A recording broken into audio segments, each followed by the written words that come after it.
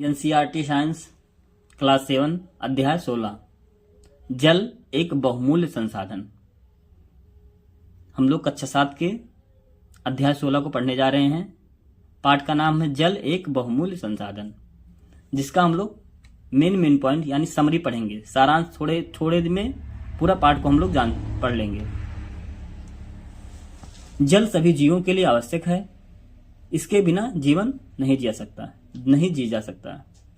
जल क्या है? जल सभी जीवों के लिए आवश्यक है, चाहे पौधा हो, एनिमल हो, कोई भी जानवर हो या कुछ भी कोई भी हो जिसके अंदर जान है, तो सबके लिए जल आवश्यक है।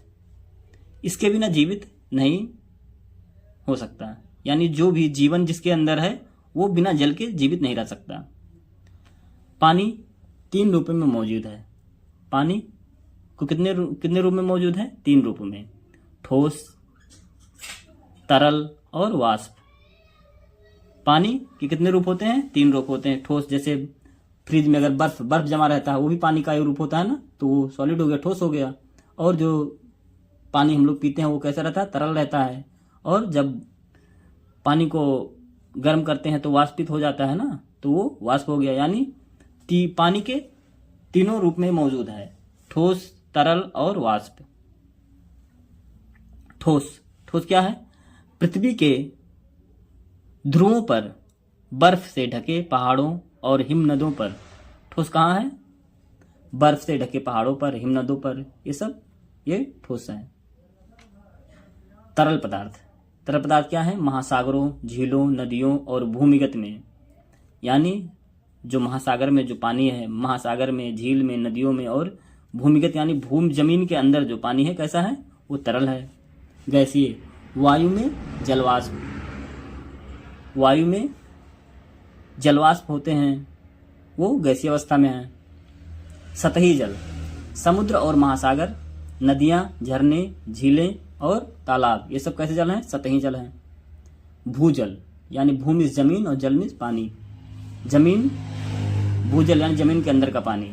यह पानी है जो मिट्टी के माध्यम से जमीन में चला जाता है। भूजल कहाँ जाता है? यह पानी मिट्टी के माध्यम से जमीन में चला जाता है और गैर छिद्रपूर्ण चट्टानों पर जमा हो जाता है। किसी भी स्थान पर भूजल के स्तर को वाटर टेबल कहा जाता है। जमीन में पानी के रिसने से भूजल रिचार्ज हो जाता है। पानी की कमी, जल स्तर का ह्रास।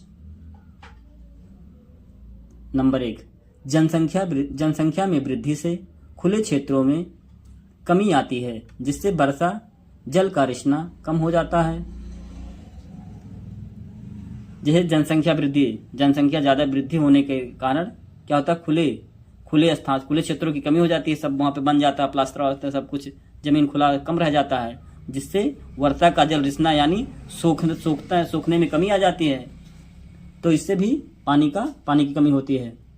दूसरा, उद्योगों के बढ़ने से जमीन से अधिक पानी निकाला जाता है। यानी उद्योग बढ़ रहे हैं तो उसको बनने या उसके यूज के लिए जमीन से अधिक पानी निकाला जाएगा, तो इससे भी पानी की कमी होगी।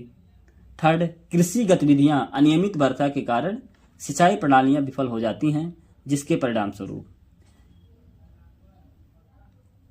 भूजल का उपयोग बढ़ जाता है। यानी नियमित समय पर बारिश नहीं होगा तो जमीन के अंदर से पानी निकालना पड़ेगा कृषि के लिए, तो उससे भी पानी की कमी होती है। फोर्थ, वर्षा का असमान वितरण, यानी असमान वितरण बारिश होना। फिफ्थ, अल्प वर्षा, वर्षा की कमी, यह भी पानी को कम करने का एक वो है, इससे भी पानी की कमी होती है। वनों की कटाई से भी,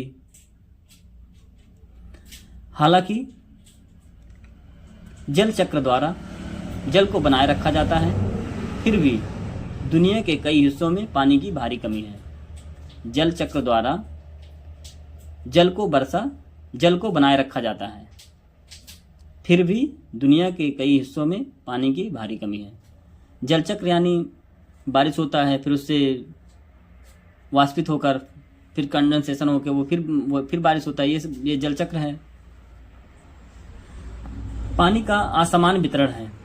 इसका अधिकांश भाग मानवीय गतिविधियों के परिणाम स्वरूप होता है। उद्योगों का तेजी से विकास, बढ़ती जनसंख्या, बढ़ती सिंचाई आवश्यकताओं और कुप्रबंधन पानी की कमी के कुछ कारण हैं। हमें पाइप के माध्यम से पानी की आपूर्ति के दौरान बर्बादी के बारे में चिंतित होने की जरूरत है। हमें पाइप के माध्यम से पानी की आपूर्ति के दौरान बर्बादी के बारे में चिंतित होने की जरूरत है। इमारतों और अन्य जगहों पर नलों का रिसाव, यानी जो इमारत हर अन्य जगह जो नल टोटी पानी खोल देते हैं, पानी गिरता रहता है, इसके रिसाव को भी ध्यान रखना चाहिए। पानी के अनावश्यक उपयोग और भूजल से अधिक निकासी से बचना चाहिए। जमीन पर पानी का रिचार्ज बढ़ाया जाना चाहिए। समय की मांग है कि प्रत्येक व्यक्ति पानी का आर्थिक रूप से उपयोग करे।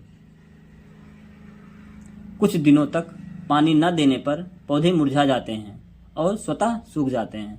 अगर कुछ दिन तक पौधे को पानी नहीं दिया जाएगा तो पौधे कैसे हो जाते हैं? मुरझा जाते हैं और अंत में सूख भी जाते हैं।